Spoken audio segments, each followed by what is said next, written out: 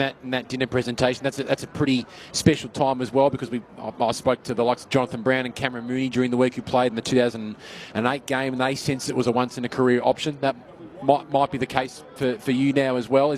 How special is it to be part of a pretty rare event for the modern day footballer? Yeah, it was great. There was Ross Glendennings to present the All-Stars jumpers, and Lee Matthews came in to have a quick chat and present the Vic jumpers, and an amazing honour to get the jumper, and looking forward to pulling it on tonight. So we're all set for a start here in this third quarter.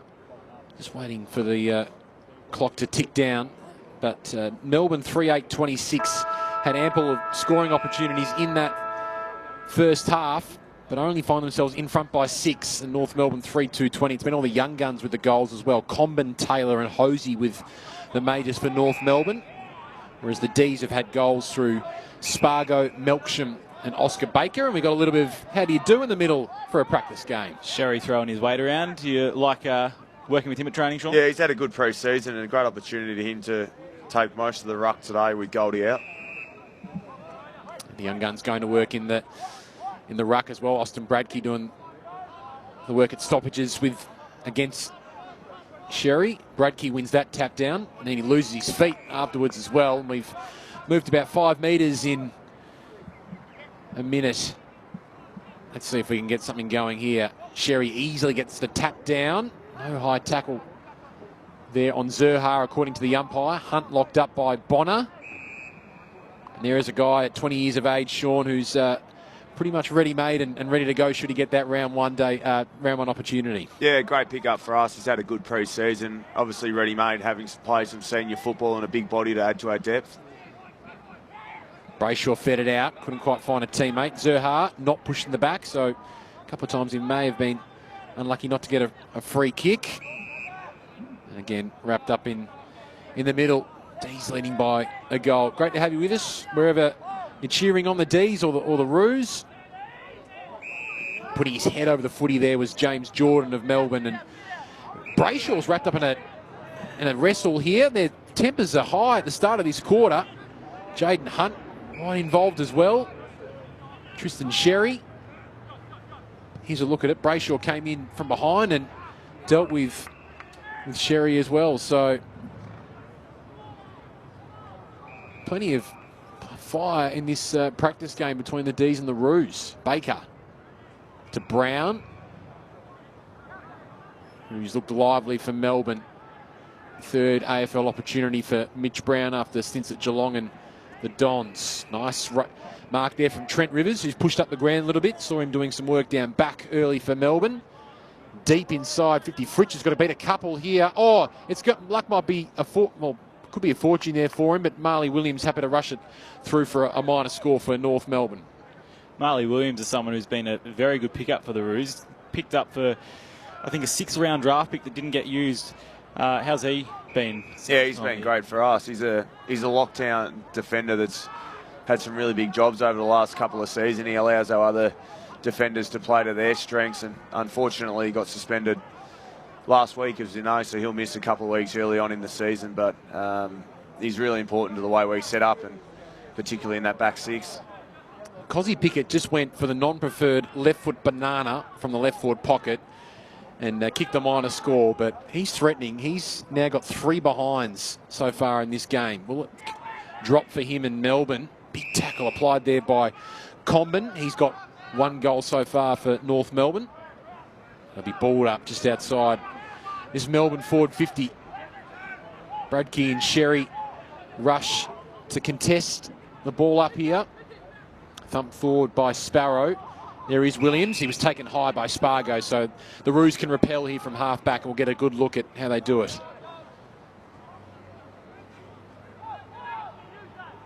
Big mop of hair Marley's running with as well.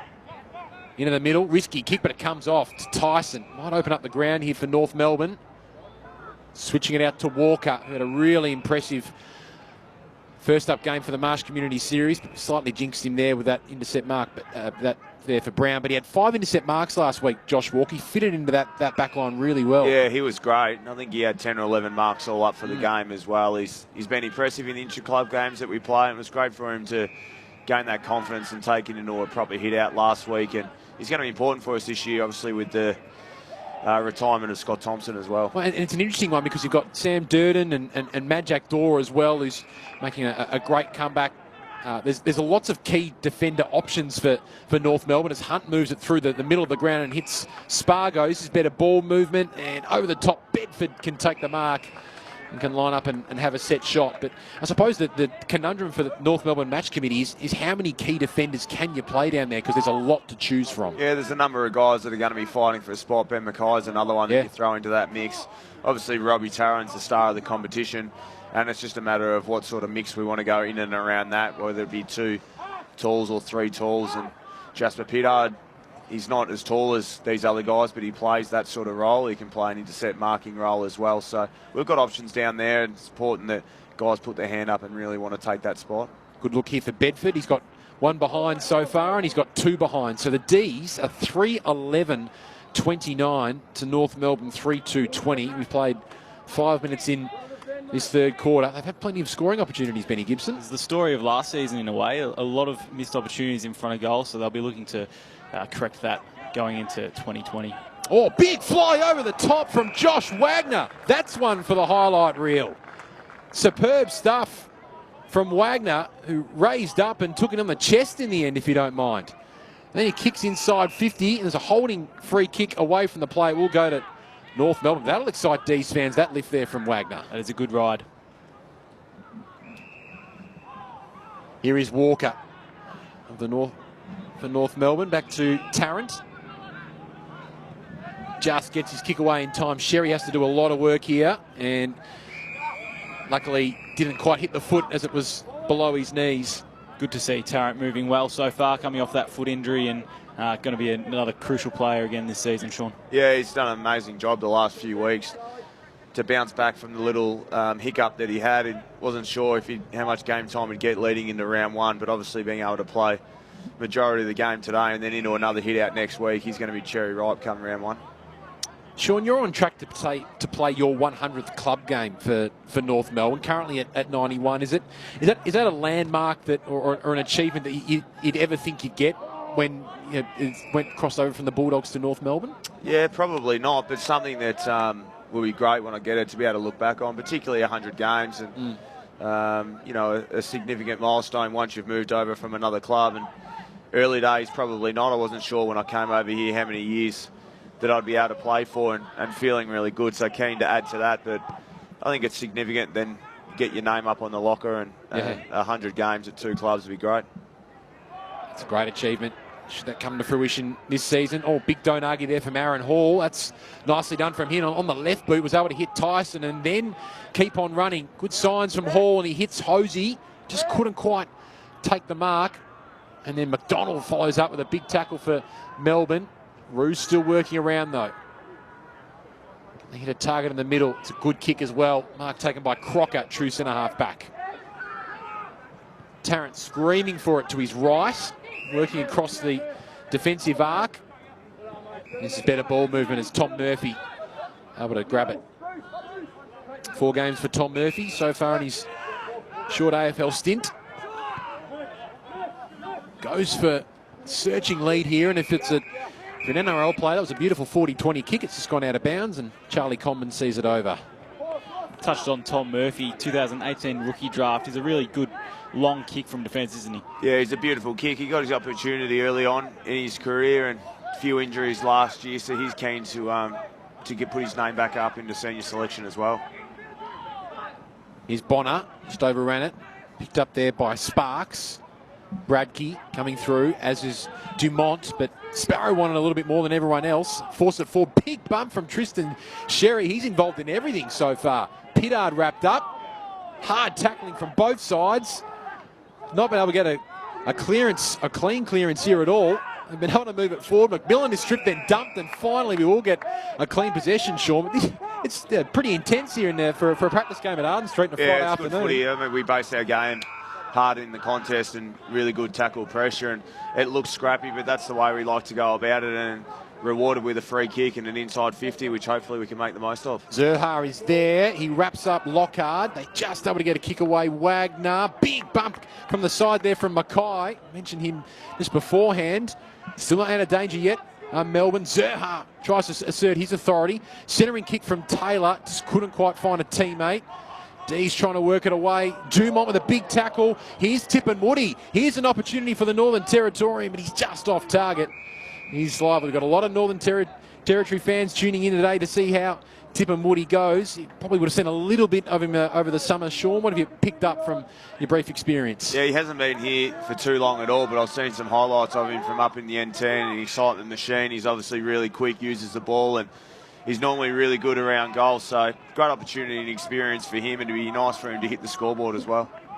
This is better for the D's. They're working it along the outer side here. This is Lewis for Melbourne. 8 Casey players out there. And now the D's in front by 9 points. Working it inside 50 through the hands of McMillan, but he gets it back from Williams. Dorr, last line of defence, accelerates away Mad Jack, and he's caught holding the ball, so he must have just bounced it as the tackle was being applied, even though he looked like he was going to shrug off the player. And Dorr is caught holding the ball. The D's can again go back and have a shot for goal. And that's that is what Bedford is inside for. Yep. He's elite runner, great pressure, and creates opportunities from nothing. So it'd be a good opportunity for him to convert here. He's had a couple of opportunities, Bedford.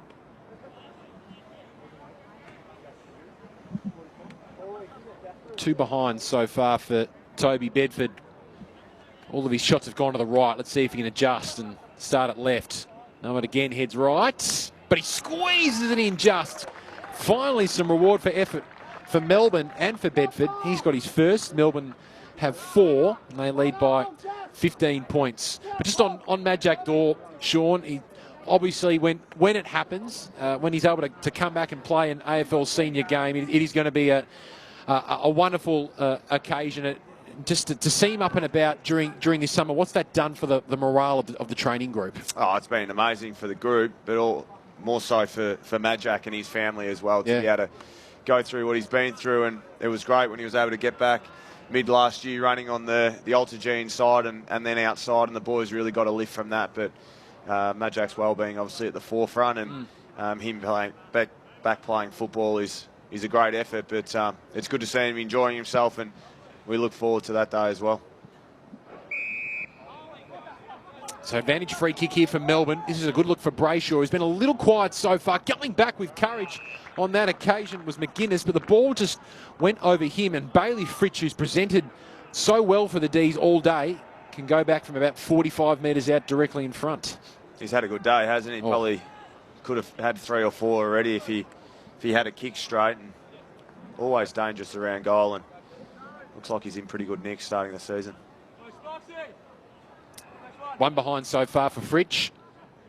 Yet to kick a goal. Played the 45 games for Melbourne. That looks left.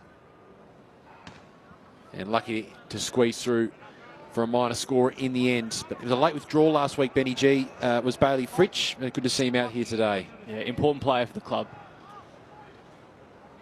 Into the middle. Munro leads it. James Harms talking about him in the second quarter, how he's the heart and soul of Casey.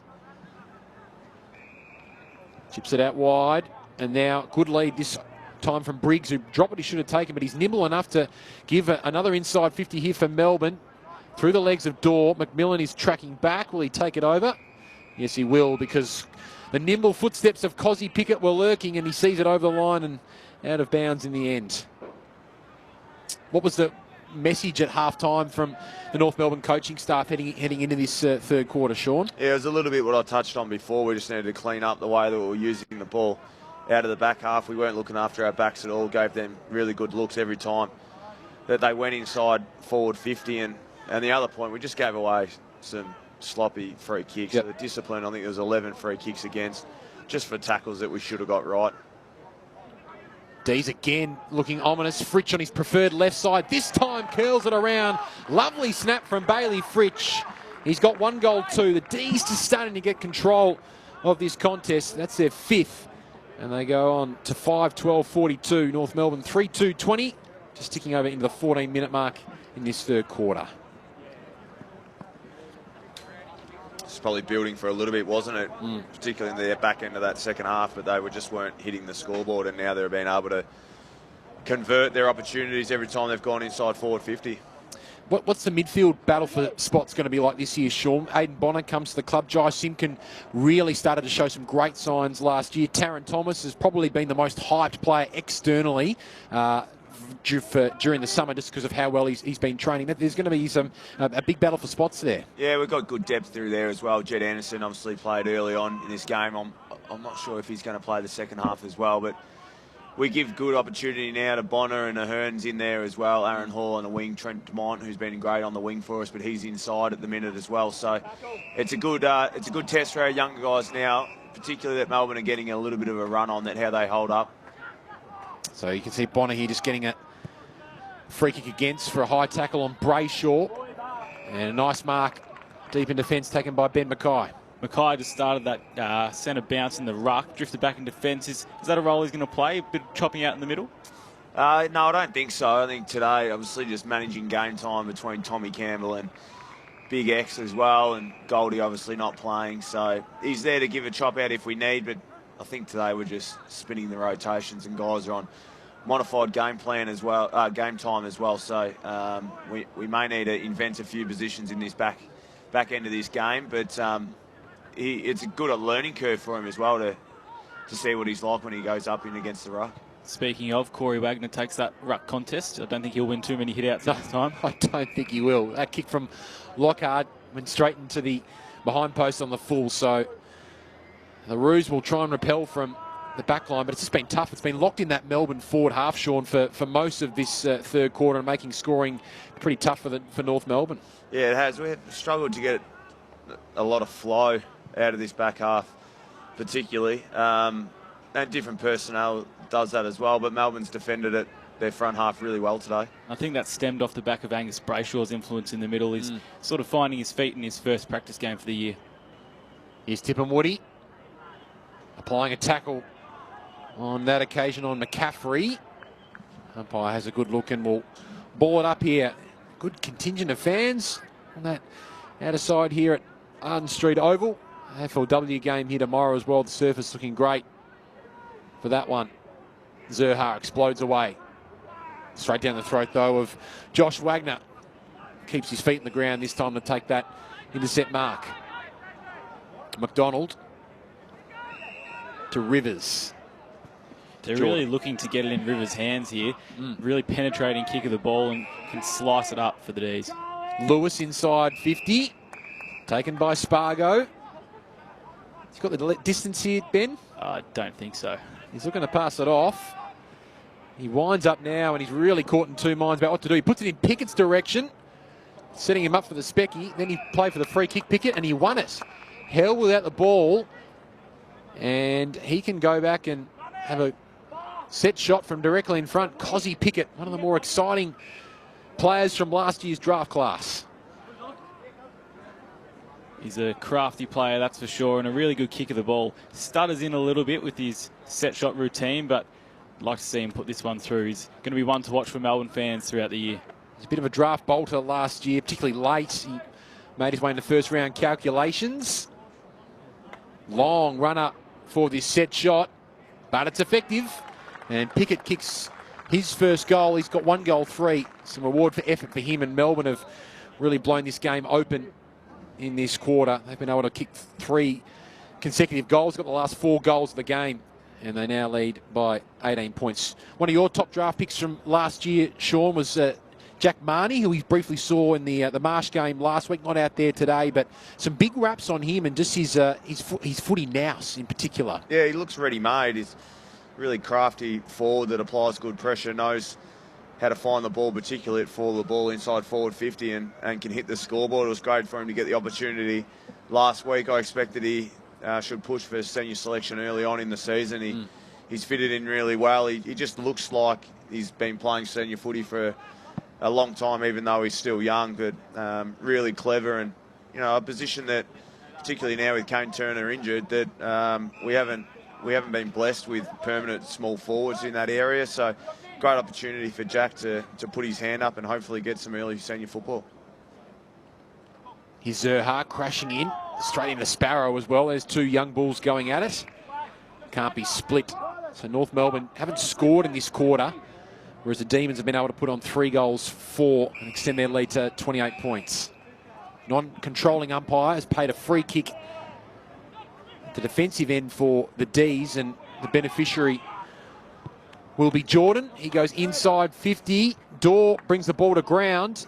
Pickett was waiting, as was Walker. Well played, Josh Walker. Left foot kick rushing out, though. McDonald and Wood one-on-one.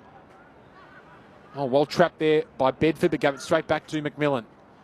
Dribbling along the ground. Nice hands on that occasion from Rivers. Really composed. Inboard to Baker. He gives it up, though. Tyson got it from McMillan. Dumont streaming off half-back. Curtis Taylor takes the mark. Dumont again kept on running. Probably be the leading ball winner on the ground for North Melbourne as well. Do we expect him to see a little bit more inside? You were talking about how he's playing a little bit more inside today. Is that something that we might see a bit more from a North Melbourne perspective? Oh, he's got the flexibility to go through there. He's also got the flexibility to do some run-with roles for guys on the inside. But he's so effective for us in the wing, and in the senior lineup, if Jared Pollack's on one wing and Trent Dumont's on the other, it normally gives us a pretty good look. Underrated sort of player, top 5 in the BNF the past 2 years. Is he just that one that the coach would love to just put anywhere on the field? He's that guy that you know what you're going to get in terms of play the role. And like I mentioned, he's so reliable out on the wing. He's a really hard runner. He can lock down as well if he needs to. And he's also working on his outside game and using the ball. So just one of those guys you love to play with, and generally does exactly what the team needs. Tyson had an opportunity to mark, but the kick was just over his head. McMillan looks like he'd given away that free kick. So Spargo, who's been lively around the half-forward line, received a free kick and another inside 50 entry. That stat would certainly be heavily weighted in Melbourne's favour this term. Brown this time, big thump away from Dorr. Nice little confidence booster for Dorr as he sends it over the line. 21 minutes played, so ticking down into the final couple of minutes. What's the next couple of hours look like? What time do you have to get the Marvel to warm up and get prepared for the Origin game tonight? I'll get in there probably about 5:30, and I think it's a 6 o'clock arrival or something, but I like to get there a little bit earlier to get in the team meeting. But yeah, I'll obviously watch the back end of this game and head downstairs and recap with the coaches and the boys post game, and then slowly build and looking forward to tonight. Who are you looking forward to playing with the most? A player that you've normally been up against for a couple of years, and now you're running out alongside for Victoria? Yeah, hard to pinpoint one. There's so many, isn't it, across the line, and it's going to be an unbelievable starting midfield tomorrow night, and Goldie's going to have a number of guys calling for that first target, I think, inside the centre bounce, but up forward, down back, both sides as well. There's going to be so many great matchups, and it'd be nice to see a couple of big forwards get a hold of it tonight as well. I think everyone would love a bag from a key forward, and hopefully it comes from Jeremy Cameron for us. Well, thanks for your time, Sean. Enjoy that tonight. That is 3/4 time here at Arden Street. The D's leading by 28 points. We'll be back just after this. Thanks.